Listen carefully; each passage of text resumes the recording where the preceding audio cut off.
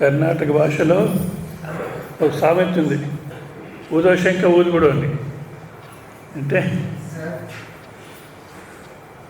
పూర్వంలో ఈ దాసయాన్ని మీకు తెలుసు కదా, ఆంధ్రలో ఎక్కడ అన్ని చోట్ల ఉన్నారు. అప్పుడు ఎప్పుడైతే గడియారాలు లేవో ఆ టైంలో ధనుర్మాసంలో తెల్లారుజామున లేచి నదికి స్నానానికి పోవాలి. అప్పుడు టైం తెలియదు కనుక ఆ దాసయ్య ప్రతి ఊర్లోనూ శంఖం ఊదాలి. ఆ సమయానికి ఒక 10 పల్లెలు ఉంటాయి. 10 పల్లెలు ఒకే సమయం ఊదేదానికి సాధ్యమా? అందుకేం చేశాడట, సాయంత్రం 6:30కు ఇంట్లో ఫోన్ చేసి ఒక్కొక్క పల్లెని ఊదేవదాడు. మేము ఇంకా పండుకొని లేను, అప్పుడే ఊదుతూ ఉంటే ఎట్లా లేచి నేను ఊదే శంఖం ఊదేస్తాను, మీరేమన్నా చేసుకోండి అని అంట. అట్లా కూడా ప్రవచనాలు కూడా అట్లా జరగకూడదు. సెల్ ఫోన్ ఆఫ్ చేయండి అంటాం, ఆఫ్ చేయరు, మధ్యలో లేచిపోతుంటారు. ఆఫ్ చేసి కూర్చోండి. మళ్ళీ ఎవరన్నా లేట్గా రాకూడదు, సమయానికి రావాలి. ఇక్కడ లేట్గా వచ్చినారంటే ఆ చైర్స్ లాగొద్దండి, టర్ర బుర్రని మెల్లిగా ఎత్తిపెట్టాలి. 1 ఇంచు ఆ పక్క జరగల్లనే మెల్లిగా ఎత్తిపెట్టాలి. మళ్ళీ చాలామంది నిద్రపోతున్నారు. నిద్ర వస్తుంది, నిజమే. ఎందుకు వస్తుంది నిద్ర వస్తుంది? నిద్రకి ఏమేమి వ్యవస్థ జరుగుతుందో ఆ వ్యవస్థ ఇక్కడ కూడా జరిగింది. ఫస్ట్ నిద్రపోయేదానికి ముందు రాత్రి ఏం చేస్తాం? భోజనం చేస్తాం. ఇక్కడ కూడా అదే చేస్తాం, టిఫిన్ చేస్తాం. ప్రపంచ వ్యవహారం అంతా వదిలేస్తాం నిద్రపోవాలంటే. ఇక్కడ కూడా అంతా వదిలేస్తున్నాము. అక్కడ శరీరం పండబెడతాం, ఇక్కడ కూర్చోబెడతాం, అంతే తేడా. బాగా నిద్రపోతే లాభం లేదు. మీరు పని వినండి. నేను మధ్యలో ప్రశ్నలు వేస్తే సమాధానం చెప్పాలి, ఆడవాళ్ళు కానీ మగవాళ్ళు కానీ. గోడకు ఆనుకొని నిద్రపోతే ఏమో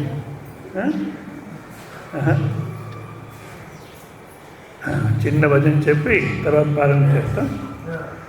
बोलो बोलो सब मिल बोलो ओम नमः शिवाय, बोलो बोलो सब मिल बोलो ओम नमः शिवाय, ओम नमः शिवाय, ओम नमः शिवाय, ओम नमः शिवाय, ओम नमः शिवाय, बोलो बोलो सब मिल बोलो ओम नमः शिवाय, बोलो बोलो सब मिल बोलो ओम नमः शिवाय, झूठ जटा में गंगाधारी, झूठ जटा में गंगाधारी, झूठ जटा में गंगाधारी, झूठ जटा में गंगाधारी, त्रिशूलधारी ढमरू बजावे, त्रिशूलधारी ढमरू बजावे, ढम ढम ढम ढम ढमरू बजा, ढम ढम ढम ढम ढमरू बजा. ఇంకా గట్టి చెప్పండి, ఇంకా కొంత నిద్రపోతున్నారు, మేల్కోవాలి వాళ్ళంతా. ఢమ ఢమ ఢమ ఢమ ఢమరు బజా, ढम ढम ढम ढम ढमरू बजा. जोर से बोलो नमः शिवाय, जोर से बोलो नमः शिवाय, ओम नमः शिवाय, ओम नमः शिवाय, ओम नमः शिवाय, ओम नमः शिवाय, ओम नमः शिवाय. ओम नमः शिवाय. దేవుడు, శాస్త్రము, గురువులు, ఈ ప్రవచనాలు ఇవన్నీ ఎందుకు కావాలి? మనకు టైమే లేదు ఇప్పుడు కాలంలో. ఎవరికి టైం లేదు. గృహస్థులకు టైం లేదు, స్వాములకు టైం లేదు. ఇట్లా టైం లేని సమయంలో ఇవంతా ఎందుకు? దీంతో ఏం లాభం, ఏమొస్తుంది అని ఒక ప్రశ్న సామాన్యంగా చెప్తుంటారు. అక్కడ ఏదో బళ్ళారిలో చెప్పినారు. ఎవరో ఆయన పిలిచాడట, రిటైర్డ్ అయిపోయినాడు, ఇంకేమి ఏదో బాధపడుతుంటారు, రావయ్యా అంటే ప్రవచనానికి. నాకు తెలియదు ఏం చెప్తారు వాళ్ళు అన్నారట. సరే, ఇట్లా ఎందుకు ఇదంతా? ఇదే 1 గంటలో మార్కెట్లో ఉంటే కర్ణాటక భాషలో అంటారు 20 ಮಾಡ್ಬೋದು. అంటే 20 రూపాయలని 70 రూపాయలు చేయొచ్చు. ఇక్కడ ఆగుతుందా? ఎందుకు ఇవన్నీ? ఎందుకంటే ఉదయం మేల్కొన్నప్పటి నుంచి రాత్రి నిద్రపోయేంత పుట్టింది అయిపోయింది, సత్యేంత వరకు ఆనందాని కోసం జీవనం చేస్తున్నాం, ఏడుస్తున్నాం. ఆనందాని కోసం జీవనం చేస్తున్నాము, చాలా శ్రమ తీసుకుంటున్నాము, కానీ ఏడుస్తూ ఉంటాం. ఏం సమయం ఏడుస్తూ ఉంటాం అంటారు మీరు. మీ దగ్గర ఇప్పుడు వచ్చి ఎప్పుడైనా ఏడ్చినామా?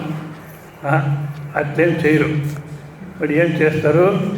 ఆడవాళ్ళు కానీ మగవాళ్ళు కానీ ఇల్లు వదిలేసి బయట పోవాలంటే బాగా తయారైపోతారు, ఏమేమి పూసుకొని మీకే తెలుస్తుంది అంత ఏమేమని తయారైపోతారు. చూసి వాళ్ళకు ఎంత హాయిగా ఉన్నారో అనిపిస్తుంది.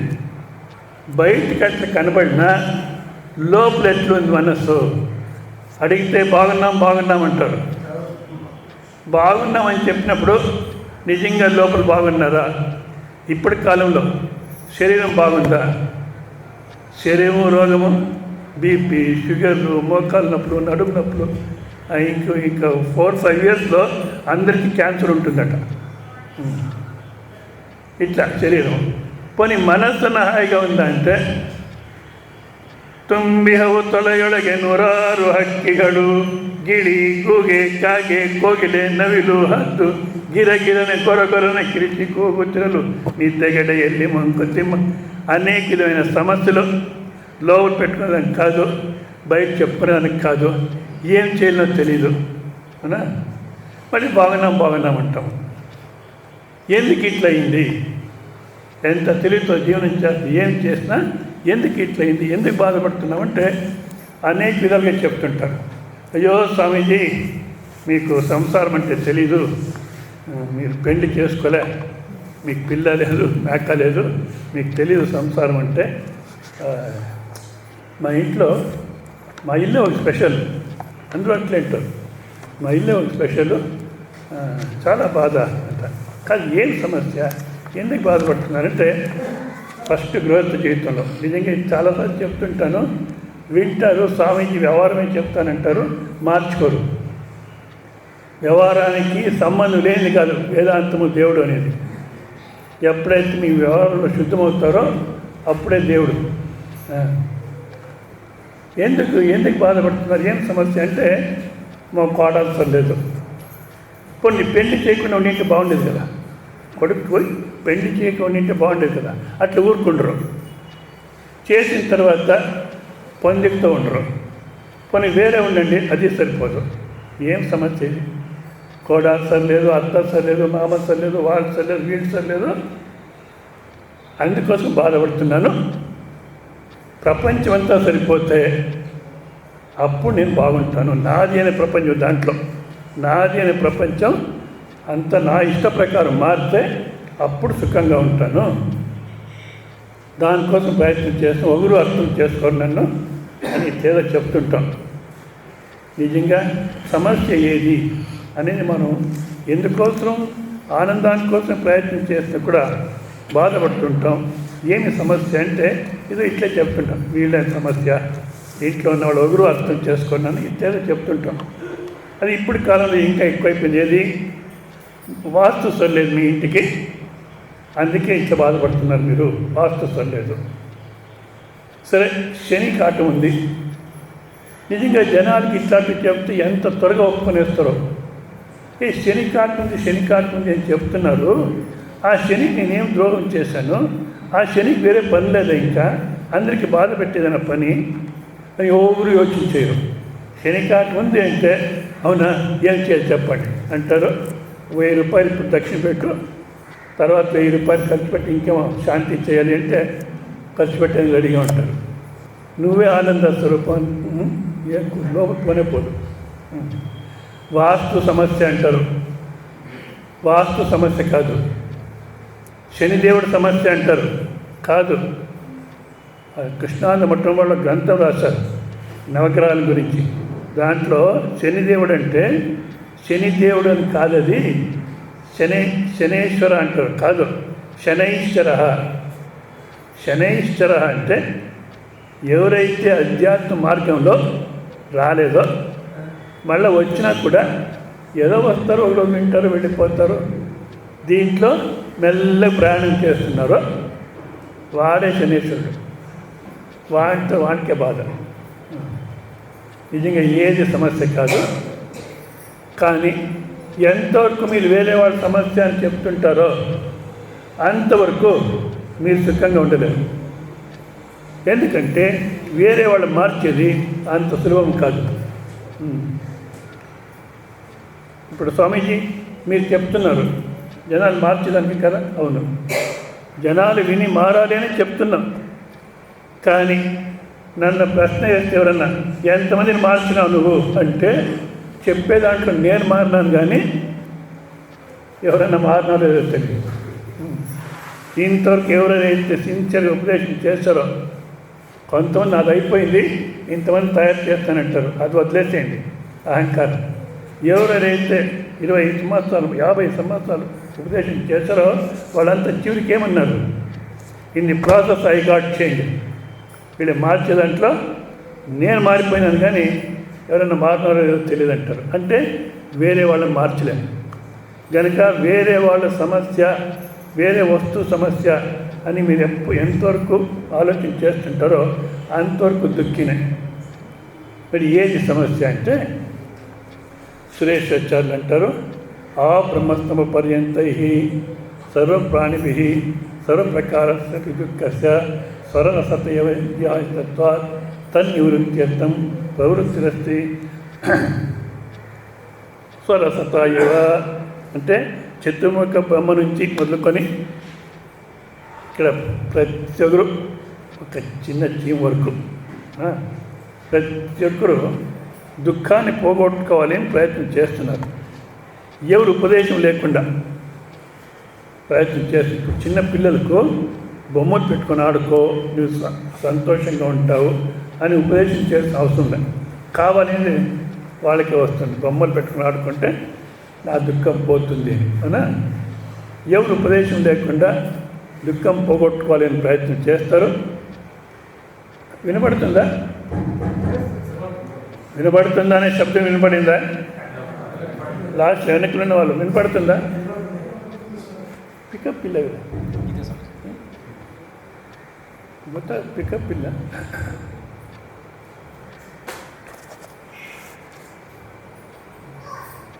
ಸ್ವಲ್ಪ ಜಾಸ್ತಿ ಮಾಡ್ತೀರಾ?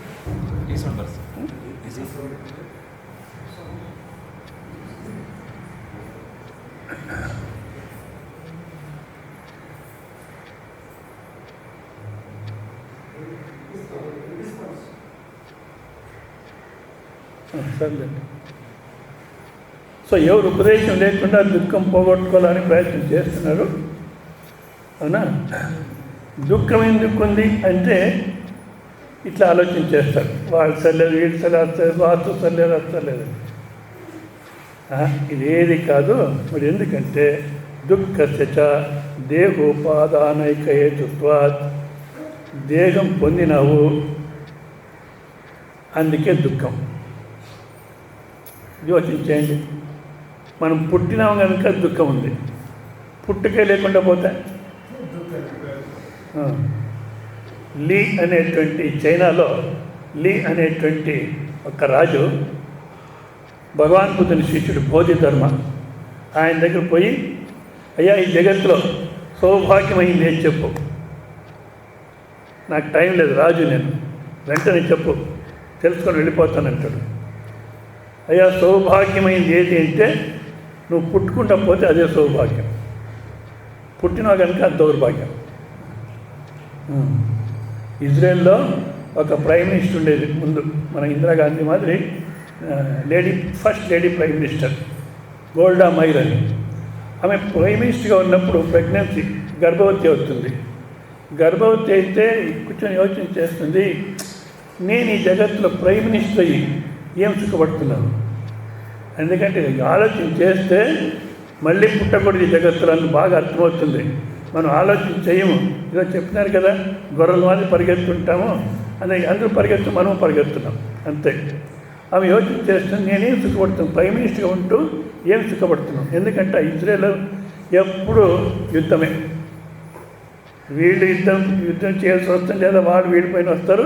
అమెరికా ఒకసారి వాళ్ళకి ముస్లిం కంట్రీకి సపోర్ట్ చేస్తుంది, ఒకసారి ఇజ్రాయెల్కి సపోర్ట్ చేస్తుంది. ఎప్పుడు యుద్ధమే జరుగుతుంటుంది. ఇంకా నాకు అమ్మాయో అబ్బాయో పుడితే వాడు మాత్రం ఏం సుఖంగా ఉంటాడు, వాళ్ళు మాత్రం ఏం సుఖం అనుభవిస్తారు అని ఆలోచన చేసి అబార్షన్ చేయించుకుంటుంది.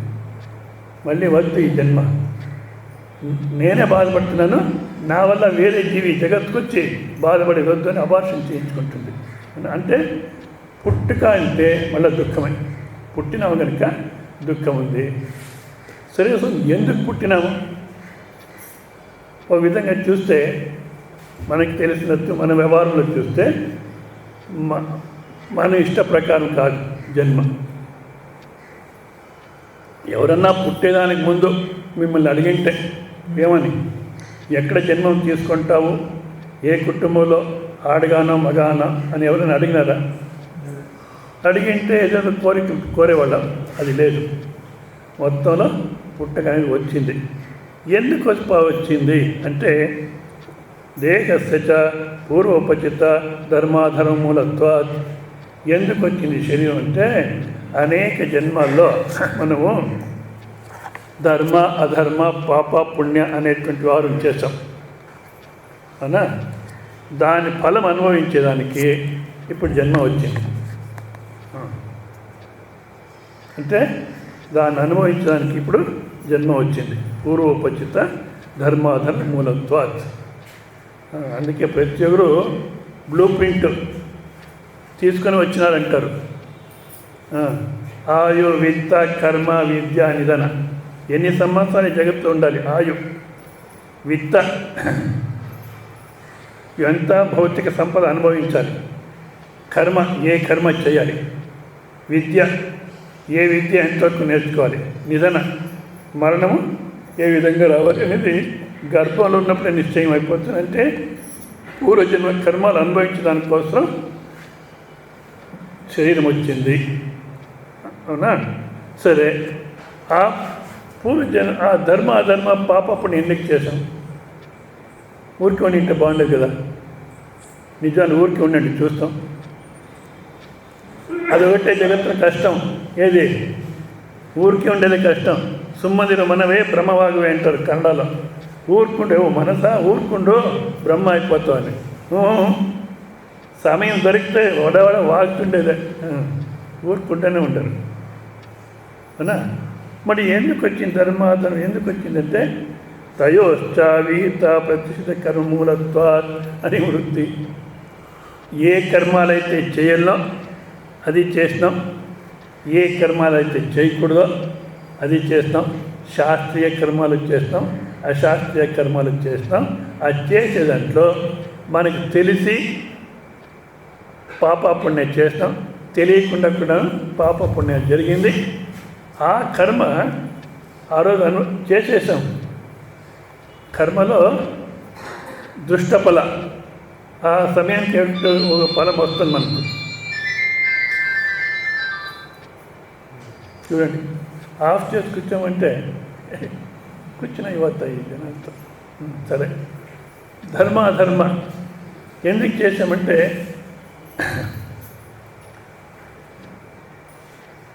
రాగద్వేషాలు వస్తున్నాయి, దానికోసం చేస్తున్నాం. కర్మ నష్ట రాగద్వేషాస్పదత్వాత్. ఆ కర్మ చేసే దాంట్లో మన కంటికి కనబడే ఫలం ఒకటి, కంటికి కనబడకుండా పాప పుణ్య ధర్మ అధర్మం జరిగింది. ఇప్పుడు ఆ పాప పుణ్య ధర్మ అధర్మ ఎవరు అనుభవించాలి? ఎవరైతే కర్మ చేసినాడో అతని అనుభవించాలి. నేల మీదున్న రాయి తల మీదకెత్తుకొని దించేవారెవరంటే ఎవరు దించుకోవాలి? ఎత్తుకున్నవారు దించవలరా. కనుక ఆ కర్మ ఫలం అనుభవించడానికి శరీరం వచ్చింది. అవునా? ఎందుకు కర్మలు చేస్తాం? పాప పుణ్యం ఎందుకు చేయాలి? ఊరికే ఉంటే బాగుండేది కదా అంటే ఆ ఊరికే ఉండేదే కష్టం. నిజంగా హాయిగా ఉండండి అంటే ఉండనే ఉండరు, ఏదో చేస్తూనే ఉంటారు. కర్మ నష్ట రాగద్వేషాస్పదత్వాత్. రాగాలు ద్వేషాలు ఉన్నాయి. రాగ అంటే రంజనాత్మక చిత్తోత్తు విశేష రాగ. ఈ ఈ ఈ వస్తువు నా సాన్నిధ్యానికి వస్తే నాదైతే సుఖంగా ఉంటాను, ఈ వ్యక్తి నా సాన్నిధ్యానికి వస్తే సుఖంగా ఉంటాను. అబ్బా ఆ వాళ్ళంటే నాకు సరిపోదు. అదే ఆ ఇంగ్లీష్లో ఐ హేట్ దిస్ బ్రింజాల్స్, వంకాయ అంటే నాకు సరిపోదు అంటారు. వంకాయ ఏం తప్పు చేసిందయ్యా? ఉంది, కావాలంటే కూడా లేకపోతే పో. కానీ ఎందుకు ద్వేషం అంటే మొత్తంలో జగత్తుని చూసి రాగద్వేషాలు పెంచుకుంటున్నాం. ఆ రాగద్వేషాల కోసం కర్మాలు చేస్తున్నాం. కర్మాలతో పాప పుణ్యం, దాంతో జన్మ, దాంతో దుఃఖం. ఇప్పుడు రాగద్వేషాలు ఎందుకు వస్తున్నాయి? రాగద్వేషాలు ఎందుకు వస్తున్నాయి? శోభన శోభనాధ్యాస నిబంధనత్వా. ఒక వస్తువుని చూసినప్పుడు ఆ వస్తువు ఎట్లా ఉందో అట్లా చూడాలి. సామాన్యంగా మనం ఏం చేస్తామంటే వస్తువు ఎట్లా ఉందో అట్లా చూడం. ఆ వస్తువు ఎట్లా ఉందో దానిపైన మన మనసు ఆరోపణ చేస్తాం. ఏమని? ఇది బాగుంది. ఎప్పుడైతే బాగుంది అంటానో అప్పుడు కావాలి అనేది ఉంది అన్నా. అబ్బా ఇదేం బాగలే అంటే వద్దు. నిజంగా ఏ వస్తువునో బాగా అట్లా ఏం లేదు. తుమ్మె పువ్వు ఎట్లుండో అట్లుంది. గులాబీ పువ్వు ఎట్లుండాలో అట్లుంది. గులాబీ పువ్వు ఎట్లుందో అట్లా చూడు. తుమ్మె పువ్వు ఎట్లుందో అట్లా చూడు. తుమ్మె పువ్వుకు స్థానం ఉంది జగత్తులో, అందుకే పరమాత్మ సృష్టి చేశాడు. గులాబీ పువ్వుకు స్థానం ఉంది. గులాబీ పువ్వు అంటే నాకు చాలా ఇష్టం. అట్లనేటప్పుడు ఆ సెల్ఫీ వేరే తీసుకుంటారు ఇప్పటి కాలంలో. తుమ్మెప్పు అయితే ఏంది అది దరిద్రం. తుమ్మెప్పు అంటే ఎట్లా ఉందో చూడుకోకుండా మన మనస్సుకు అభిప్రాయం ఆరోపణ చేస్తున్నాం. ఇది బాగుంది, ఇది బాగలేదని. నిజంగా బాగుంది అన్నప్పుడు దాంట్లో బాగా అనేటువంటిది ఏమన్నా ఉందంటే, ఇది బాగా అర్థం కావాలంటే చాలాసార్లు చెప్పినా, ఎన్నిసార్లు చెప్పినా నిజంగా మార్పు రాదు. బంగారం ప్రాణం. బంగారం అంటే ప్రాణం. లేటెస్ట్ అన్వేషణలో లండన్ వాళ్ళు ఏదో సంస్థలు అన్వేషణ చేశారు. భారతదేశం ఫస్ట్ వచ్చింది దేంట్లో? బంగారం వాడే దాంట్లో భారతదేశం ఫస్ట్. Second America. ఎందుకు వచ్చింది సెకండ్ అమెరికా? మన వాళ్ళే ఉన్నారు అక్కడ, కొంటూ ఉంటారు, ఇంకేం వేరే పనిలే. కానీ బంగారం అంటే నాకు ప్రాణము. అమ్మా నిద్రపోకండి, ఇట్లా కూర్చొని వచ్చినారు. ఎంత దూరం నుంచి వచ్చారో ఇప్పుడు వచ్చి కూర్చొని వస్తే మీకోసం చెప్తున్నా, మేల్కొని వినండి. బంగారం అంటే ప్రాణం. భర్త అంటాడు, మనం అమ్మాయి పెళ్ళికి బంగారం కొనలేము, నీ దగ్గర నా బంగారమే పెట్టేస్తాము, నా ప్రాణం పోయినా ఇచ్చేలా. వాళ్ళకి మాత్రం కాదు, వీళ్ళు అట్లే మగవాళ్ళు. బంగారం అంటే నిజంగా ఎందుకు? దాంట్లో ఏమన్నా మనకు అనుకూలమైన గుణం ఉందా? బంగారం వేసుకున్నాము, ఆకలి తీరింది. బంగారం ఒంటిపైన ఉంది, దప్పికే రాదు. బంగారం ఉంది, ఈ చలికాలంలో వెచ్చగా ఉంటుంది. బంగారం వేసుకున్నాము, వేసవి కాలంలో చల్లగా ఉంటుంది. ఏమన్నా ఉందా? లాకర్ నుంచి బ్యాంక్ నుంచి తీసుకుని వచ్చి ఏదో రిసెప్షన్కి పోయి నైట్ ఇంట్లో పెట్టుకున్నాం బంగారం. ఆ రోజు రాత్రి నిద్ర రాదు. ఎందుకో? ఎవడు వస్తాడో, ఏం చేస్తాడో. అవునా? మరి ఎందుకంత మనకు దానిపైన వ్యామోహం అంటే లేని గుణాన్ని ఆరోపణ చేస్తాము. శోభనాధ్యాస మూలత్వా. లేని గుణాన్ని ఆరోపణ చేసి రాగద్వేషాలు పెంచుకొని కర్మాలు చేస్తున్నాం. కర్మాలతో పాప పుణ్య ధర్మ, దాంతో జన్మ, మళ్ళీ దాంతో దుఃఖం. అంటే ఇప్పుడేమైంది? వస్తువుల పైన మనం రాగద్వేషాలు పెంచుకుంటున్నాము. అందుకోసం ఇది సమస్య, ఏడుస్తున్నాము. అవునా? మళ్ళీ ఈ వేరే వస్తువులు, నాకిన్న భిన్నమైన వస్తువులు ఇవి ఎందుకున్నాయి? ఉన్నాయి కనుక మనం చూస్తున్నాము, రాగద్వేషాలు పెంచుకుంటున్నాం, ఈ పరంపర అంతా వస్తూ ఉంది. అంటే రాగద్వేషోశ్చ శోభనాశోభనాధ్యాస నిబంధనత్వా, ఆ వస్తు ఇది బాగుంది, ఇది బాగలేదు అని మనం ఆరోపణ చేస్తున్నాం, అధ్యాస చేస్తున్నాం కనుక ఇంత వ్యవహారం జరుగుతోంది, జన్మ వచ్చి బాధపడుతున్నాం. అధ్యాసత్యత అంటే ఇది బాగుంది, ఇది బాగలేదు, శోభన అధ్యాసం చేస్తున్నాం కదా, ఇది అవిచారిత సిద్ధ ద్వైత వస్తు నిమిత్తత్వా. ప్రపంచం కనబడింది అవునా, సత్యం అనిపిస్తుంది, నిజంగా ఇది సత్యమా కాదా, మనం అనుకున్నట్టు ఉందా లేదా అని ఏ విచారము చేయలే.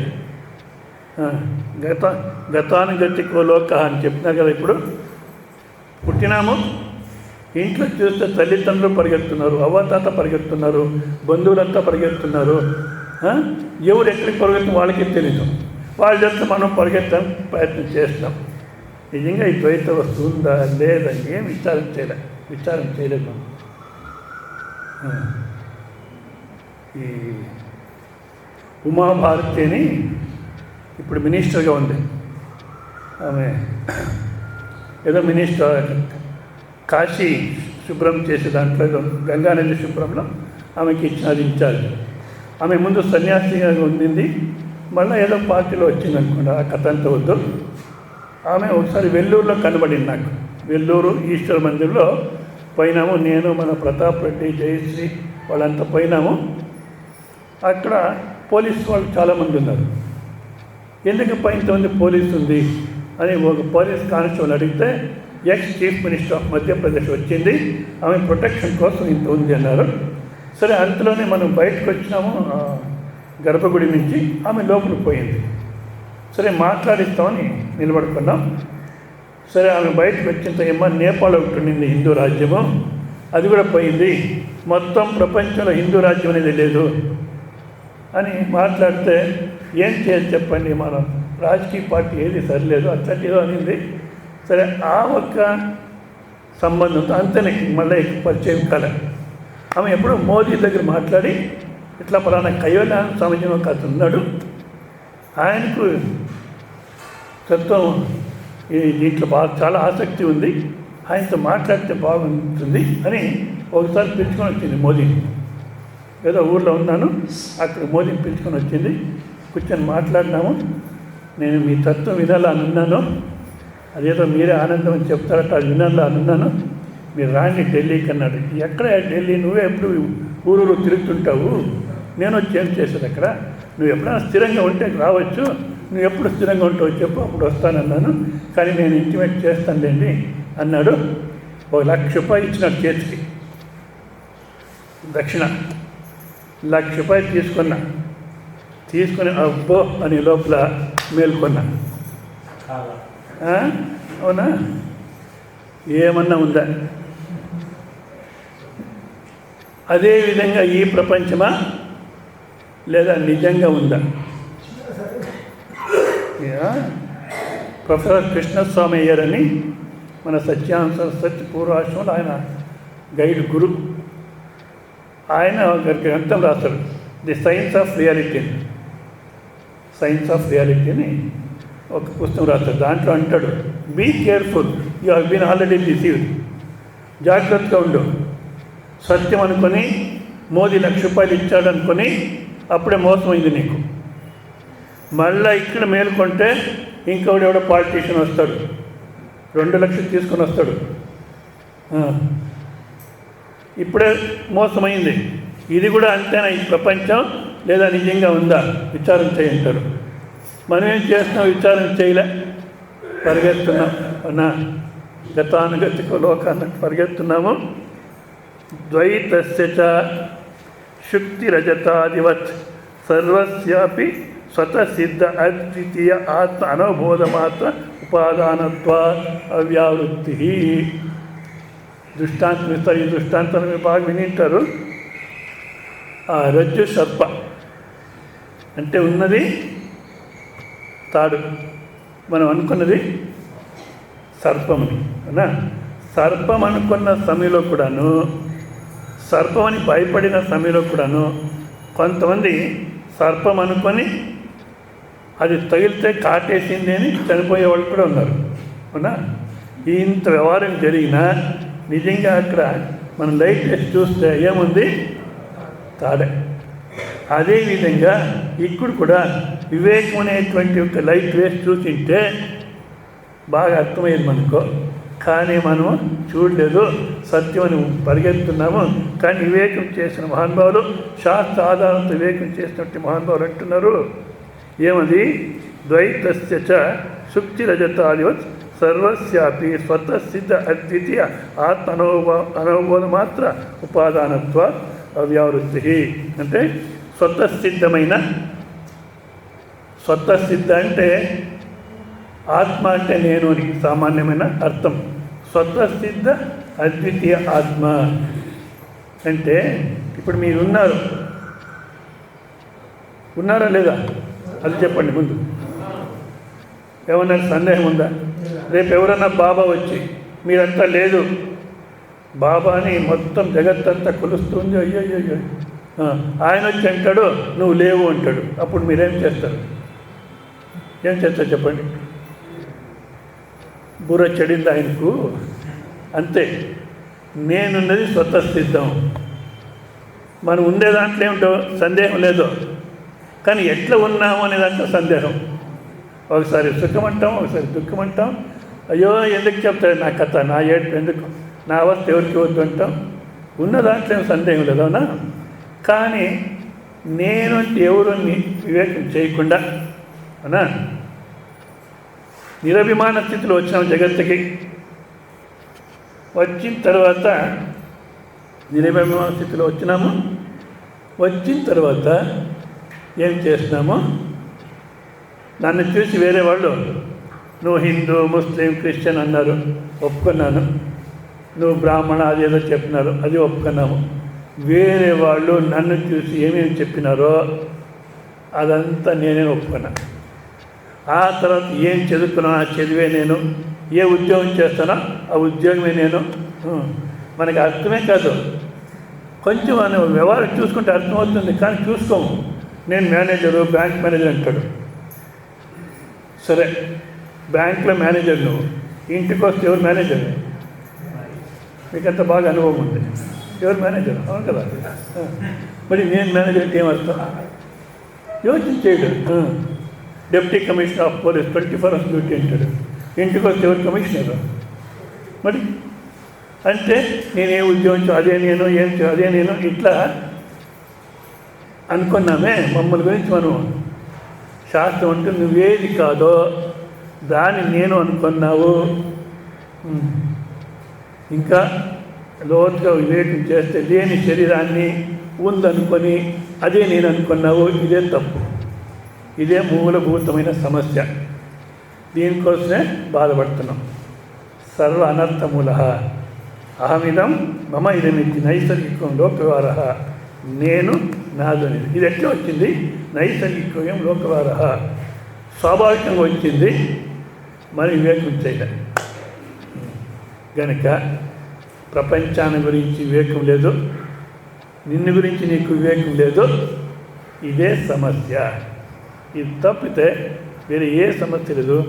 ఎంతవరకు నిన్ను గురించి నువ్వు వివేకం చేయకుండా, ప్రపంచాన్ని గురించి వివేకం చేయకుండా, నేనంటే ఇంత మాత్రం శరీరమే అనుకొని ఈ ప్రపంచం అగాధంగా ఉంది, దీంట్లో ఎంత నాశ చేసుకుంటే అంత ఆనందంగా ఉంటాం. ఎన్ని సంవత్సరాలు ఎన్ని జన్మాలు చేసినా కూర్చుని పోతాయి.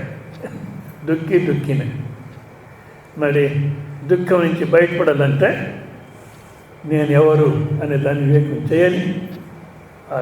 మిమ్మల్ని గురించి మీకు ఏ అభిమానం ఉందో ఆ తప్పు తెలివినే మూలభూతమైన సమస్య అంటారు. అది తీసేసిదే శాస్త్రం యొక్క ఉద్దేశం. అది తీసేసుకునే మనిషి జీవితం. తప్పితే మిగతాదంతా పశు జీవితమే, పశుపక్షి మిగతా జీవితం. కనుక నన్ను గురించి నాకు సరైనటువంటి అవగాహన లేదు గనుక బాధపడుతున్నాను. ఇంట్లో ఎవరు సమస్య కాదు. నిజంగా వింటూనే ఉంటారు. 3 రోజులు 4 రోజులు ఇక్కడ విన్నారు. అక్కడ బళ్ళారిలో రామకృష్ణ ఆశ్రమం 11 రోజులు ప్రవచనం జరిగింది.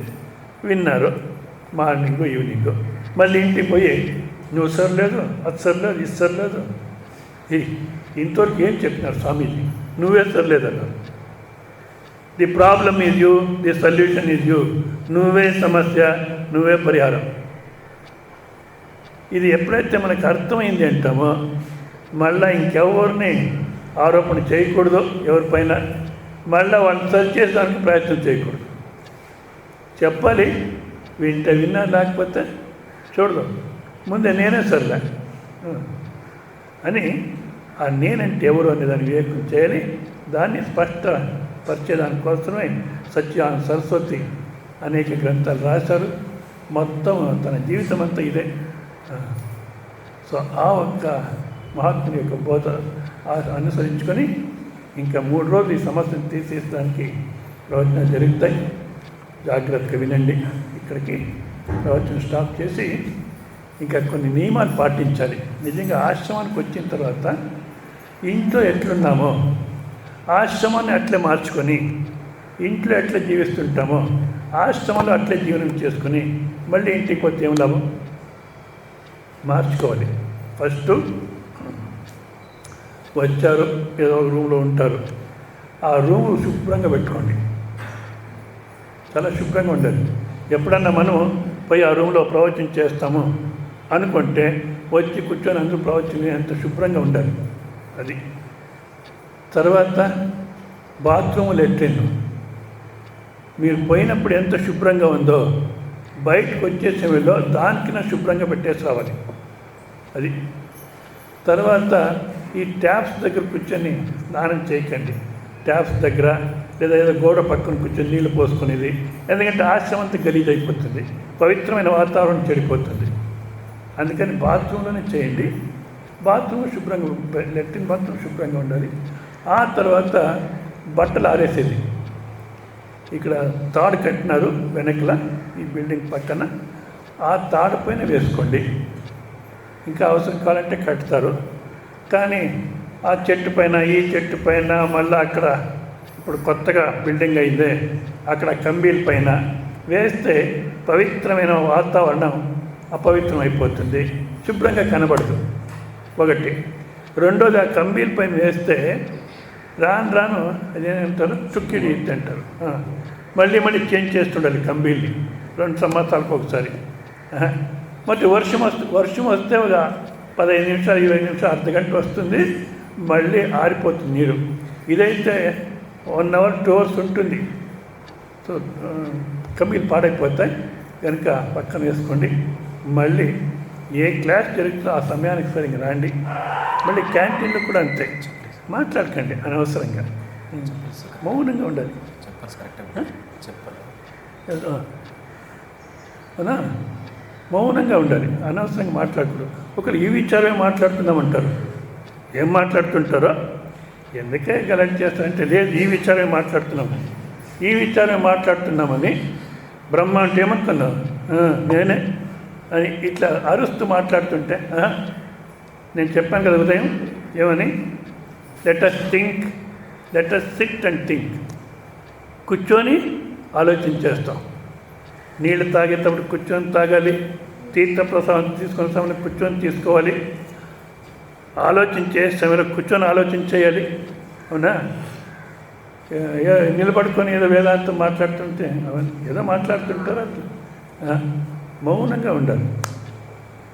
ఏ వ్యవహారం ఈ 4 రోజులు ఏ వ్యవహారం లోపల పోకూడదు. శుద్ధంగా మీరు పోయినారంటే మళ్ళా సంసారం మారిపోతుంది. అది తర్వాత ఈ స్లిప్పర్స్ గురించి, చెప్పులు ప్రతిసారి చెప్తూనే ఉంటాను. ఇప్పుడేం చేస్తానంటే కొంచెం మార్పు వచ్చింది. ఏ మార్పు వచ్చినా నిజంగా చాలా కష్టం జనాలతో. సెయింట్ పాల్ అని చూడండి ఎట్ట చేస్తారు జనాలని. సెయింట్ పాల్ అని ఒక క్రిస్టియన్ పాద్రి వచ్చాడు. ఆయన ఉపనిషత్తు చదువుకున్నాడు. చదువుకొని అర్థమైంది ఆయనకు, నువ్వే బ్రహ్మస్వరూపం, ఆనంద స్వరూపం చెప్తోంది శాస్త్రము. మనం ఈ జనాలకంటే ఓ పాపులారా అని అడ్రస్ చేసి తప్పు అభిప్రాయం పెట్టినాం వీళ్ళకు. ఏమన్నా చేసి ఆ తప్పభిప్రాయం తీసేసి నువ్వే బ్రహ్మానికి ఉపదేశం చేయాలి, ఎట్లా చేయాలి ఇప్పుడు అని ఆలోచన చేశాడు. ఆలోచన చేసి మనస్సులో ఏది ఉంది తప్పు చేశాను అనేది ఉంటుంది, బయట చెప్పేస్తే పోతుంది కనుక వీళ్ళు ఏమేమి పాపం చేసినారో దాన్నంతా ఒక ఆదివారం వచ్చి చెప్పుకోండి అని చెప్పేస్తాము. వాళ్ళంతా చెప్పుకొనేస్తారు, మనసు నుంచి పాపం అంతా పోతుంది, అప్పుడు నువ్వే బ్రహ్మాను ఉపదేశం చేయొచ్చు అని ప్లాన్ చేసి పాపం అయ్యా ఆదివారం వచ్చి ఏమేం పాపం చేస్తున్నారో అంత చెప్పేసేయండి, మీరు చేసిందంత పోతుంది, తర్వాత ఉపదేశం ఇట్లా ప్లాన్ చేశాడు. వాళ్ళు ఎట్లా తయారైనారు, శనివారం నుంచి సోమవారం నుంచి శనివారం వరకు పాపం చేసేది, ఆదివారం పోయి చెప్పుకునేది, ఇట్లా మొదలుపెట్టినారు. ఆ సంప్రదాయం వచ్చింది అక్కడ. మనం కూడా అట్లా ఈ చెప్పులు లైన్గా పెట్టండి. ఇప్పుడేం చేస్తారు, ఈ కొత్త బిల్డింగ్ అయింది కదా, మెటుకులు ఉన్నాయి, దాని కింద పడేస్తున్నారు చెత్త మాదిరి. అక్కడ కూడా శుభ్రంగా లైన్గా పెట్టాలి. ఎందుకంటే ఆ చెప్పులు వదిలినట్టు చూస్తే లోపల ఉండే జనాలు ఎటువంటి వాళ్ళని తెలుస్తుంది. ఎమర్జెన్సీ టైంలో ఒక జనసంఘ్ లీడర్ని అరెస్ట్ చేయాలి.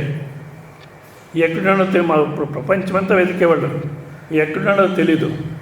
బెంగళూరులో కూడా వెతుకుతున్నాడు. ఆ చిక్పేట్లో పోతున్నారు పోలీసు వాళ్ళు, ఒక ఇంట్లో చెప్పులు లైన్గా ఉన్నాయి. ఇంత లైన్గా ఇంత శుభ్రంగా పెట్టారంటే ఆర్ఎస్ఎస్ వాళ్ళే ఉండాలి.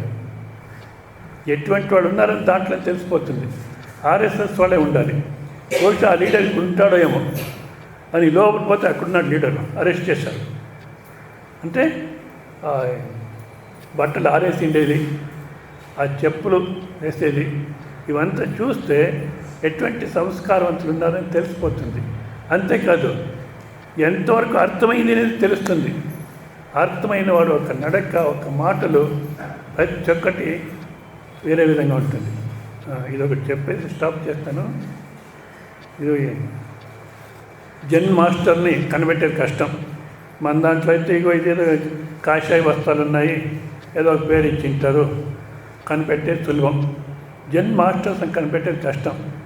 ఎవరో ఒక హోటల్ ఓనరు ఆ జెన్ ఫిలాసఫీ తెలుసుకోవాలి, చాలు ఈ బిజినెస్ వదిలేసుకోవాలి అనుకుంటాడు. కానీ కనిపెట్టేది ఎట్లా జెన్ మాస్టర్స్ అని కనిపెడదామని ఆ హోటల్కి ఎవరెవరు వస్తుంటారో గిరాకీలు అందరినీ గమనిస్తుంటాడు. వీళ్ళెవరు జెన్ మాస్టర్స్ కాదు, సురాబుసా తాగేవాడు కాదని ఒక వారం రోజులు అట్లా చూశాడట, ఎవరు కనబడలే. కొనాకు ఇద్దరు వచ్చారు, వచ్చి టేబుల్కి కూర్చున్నారు. ఎట్లా కూర్చున్నారంటే ధ్యానానికి ఎట్లా కూర్చుంటారో అట్లా కూర్చున్నారట. తర్వాత టీ ఆర్డర్ చేశారు. టీ చేతికి తీసుకోవాలంటే 2 చేతులతో తీసుకొని ప్రార్థన చేశారట.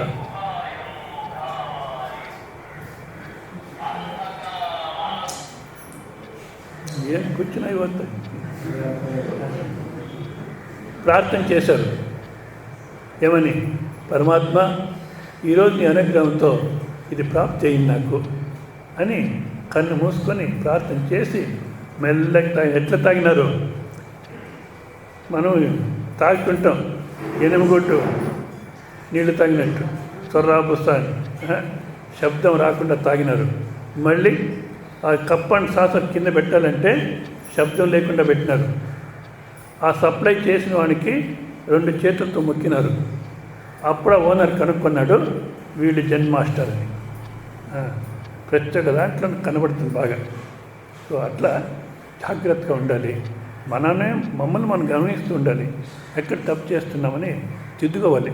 ఇప్పుడు చెయ్యి కడుక్కొని ఇట్లనేస్తాం, పక్కన ఎవరున్నారో వాళ్ళ ముఖానికంతా పడింది, మనకు అది కనబడదు. చెయ్యి కడుక్కొని మెల్లి పక్కకు తీసుకుని తర్వాత తుడుచుకోవాలి. ఇట్లని వాళ్ళ ముఖానికి అంటే అన్ని దాంట్లో జాగ్రత్తగా ఉండండి. ఇక్కడ తయారై ఇంటికి పోతే ఇల్లు ఆశ్రమం అయిపోతుంది, ఆనంద స్వర్గం అవుతుంది ఇల్లు. హరి ఓం నారాయణ. బహుదల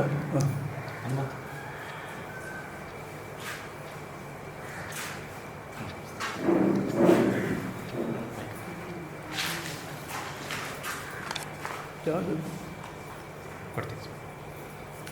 ಅಲ್ಲ ಒಬ್ಬರು ನಮ್ಮ